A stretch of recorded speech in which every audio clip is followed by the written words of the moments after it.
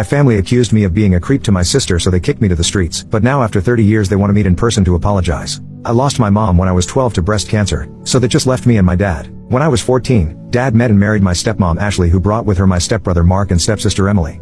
I got along with Ashley and Emily really well, but Mark not so much. He and I were always getting into arguments and fights. I was always told by my dad to give Mark a break because he's been the man of his house for a while. Anyways, when I was 15, I met a girl at school, Lisa, and we started dating, as much as one can date at 15. However, Mark apparently had a crush on her and was mad that I asked her out. He started a fight over it, in which my dad had to intervene once again. And somehow I again was made to be the bad guy. One day after my 16th birthday, my stepmom was putting away my laundry and started yelling, which was awkward because my girlfriend Lisa was there. We all ran thinking the worst. When we got to my room, my stepmom was holding several pairs of my sister's undergarments, yelling at me why they were in my drawer. I had no answer as I'd never seen them before. Of course no one believed me, no matter how much protesting I did. Then Mark piped up saying he always caught me staring at his sister and thought it was creepy, and caught me once saying I wish I could marry her. He was obviously lying, but that was all it took. My girlfriend backhanded me, called me nasty names like I was some creep, and then told me we were done and walked out. My dad grabbed me by the arm and threw me out of the house. He was yelling at me that he wasn't gonna put his daughter at risk from a creep. I banged on the door to be let in, crying and telling them it was all lies told by Mark. My dad apparently had enough. I heard the locks. He opened the door and shoved me to the ground and told me to get lost. I told him I had nowhere to go and he said that wasn't his problem, and then he closed the door. I found myself on the streets with nothing to my name and no place to go. I tried calling my dad's parents, but he had already called them and they told me they won't help a creep. My mom's parents passed away before I was born, so I really had no options. I lived on the streets for 2 years, doing what I had to in order to survive.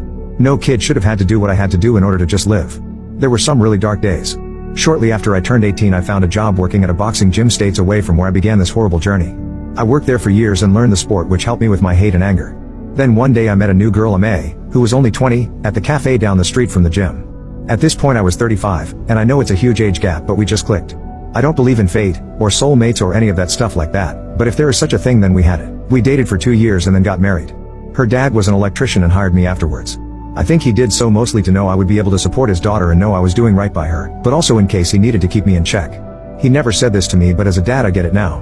Fast forward 15 years later, we are still together with 4 beautiful daughters.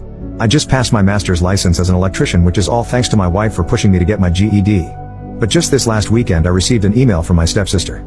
Not sure how she got my email address, but I know it isn't hard on the internet. Mind you, I'm now pushing 53, so it's been over 30 years since I've heard from any of them. It was a long email. Not gonna give you all of it, but the meat of it is they now know what really happened. Mark, I guess, was busy drinking with his buddies on Friday and somehow my name was mentioned. Mark, I guess, started bragging about how he set me up and took my girl all those years ago. You heard it right, Mark ended up getting together with Lisa and they married.